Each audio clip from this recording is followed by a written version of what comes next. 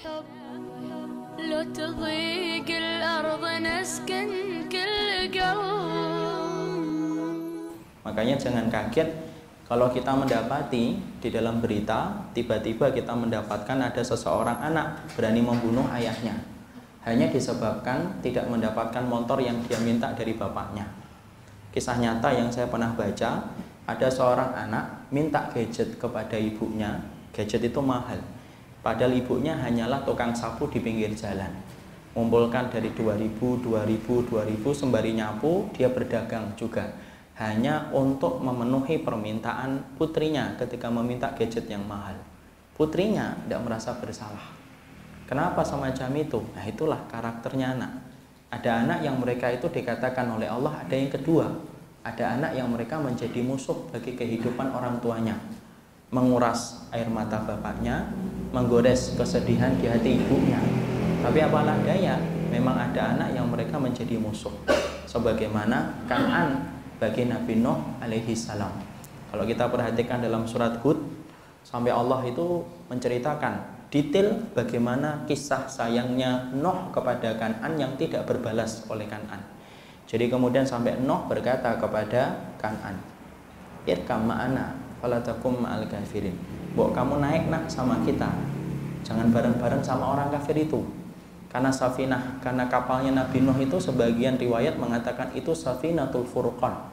Itu merupakan kapal pembeda antara keimanan dan kekufuran. Itu kapalnya Nabi Nuh. Siapapun yang naik ke kapalnya Nabi Nuh dengan konsekuensi iman, siapapun yang menolak naik maka dia kufur. Maka kemudian Nabi Nuh ketika melihat di pelupuk matanya Kan'an jalan lari menghindari terjangan air yang semakin membesar, maka Nuh fitrahnya masih tersisa. Dia menawarkan kepada putranya, irkam ma'ana, naik nak sama kita. Kamu itu mbok jangan sama orang kafir gitu loh. Jadi perhatikan, qala sa'awi ila jabalin ya'simuni minal ma'. Dia kemudian berkata, ndak, saya ndak mau naik sama kamu. Sesungguhnya saya akan naik ke puncak gunung yang menyelamatkan aku dari terjangan air banjir. Dan kemudian akhirnya meninggal dunia, mati dalam keadaan kafir. Di situ kita mendapati ada anak yang menjadi musuh. Pertanyaan sederhana kita, mungkin kita bertanya, Ustadz, kenapa ya ada anak yang menjadi musuh? Ternyata para salaf menjelaskan ada dua kemungkinan.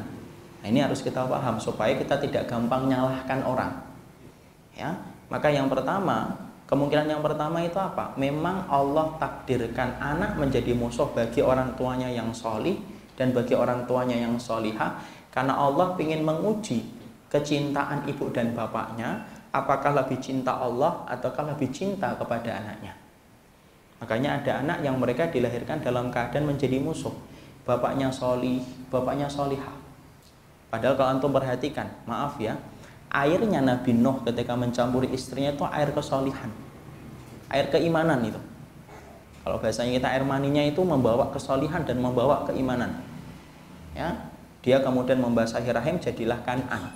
Harusnya karena benihnya bagus, harusnya kemudian jadinya juga harusnya bagus. Tapi kenapa kok menjadi musuh? Ya karena memang Allah tetapkan Nabi Nuh itu menjadi nabi yang harus bersabar. Siapa pemimpin para nabi dalam masalah kesabaran? Nabi Nuh disebutnya menjadi pemimpin ulul azmi. Padahal kita tahu ya, ulul azmi adalah nabi-nabi yang tingkat ujian dakwahnya itu besar. Pemimpinnya siapa? Nabi Nuh. Sampai Allah saja kalau mengabadikan sifat sabar untuk kita, Allah sebutkan itu sabarnya itu kayak sabarnya ulul azmi itu loh. Fasbir kama sabara ulul azmi minar rusul. Kalau kamu sabar itu sabarnya kayak para nabi ulul azmi itu loh. Karena saking besarnya kesabaran mereka itu. Jadi ada orang yang mereka mendapati anak itu bukan karena kesalahan bapak dan ibunya. Bapaknya benar, tracknya sudah benar, ibunya tracknya sudah benar, tapi apalah daya, ternyata Allah jadikan anaknya menjadi musuh karena Allah ingin nguji cintanya orang tua itu. Lebih cinta Allah ataukah lebih cinta kepada putra dan putrinya ketika menjadi musuh. Makanya maaf Pak, kalau tiba-tiba kita dapatkan ada anaknya ustadz, kok nakal, ibunya sholihah, bapaknya sholih, dan ternyata memang betul-betul sholih. Tapi ternyata di antara anaknya yang betul-betul memusuhi bapak ibunya dalam kebenaran, bapaknya ke barat, anaknya ke timur, bapaknya ke selatan, anaknya ke utara. Jangan buru-buru kita mengatakan, alah berantakan keluarganya.